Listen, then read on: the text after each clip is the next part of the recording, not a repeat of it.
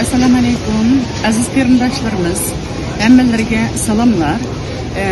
Bilganimizdek Kanada parlamentidan 10 ming Uyg'ur qarindoshimizni Kanadaga yerlashtirish qonun loyihasining tasdiqi o'tgani butun sharqiy Turkistonlik xalqimizni intayin hayajonga soldi, mamnun bo'ldik. Tashakkurimizni bildirish uchun Shvetsiya Uyg'ur birligi, Shvetsiyadagi barliq sharqiy Turkistonlik qarindoshlarga, Uyg'ur xalqimizga vakolatan Kanada elchixonasiga rahmatimizni ifodalash uchun guldastlarni va sovg'atlarni tayyorladik.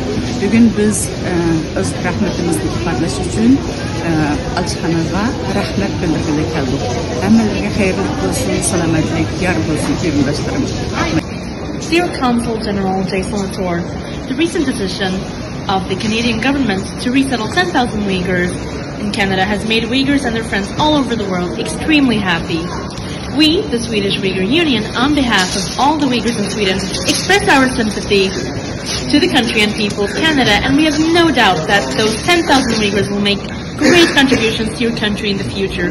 Thank you all again, sincerely and respectfully, Swedish Uyghur Union. İster yanar işin, tağu davanlar bizi, ana yurtum makanim, diyarımda barğum baminin.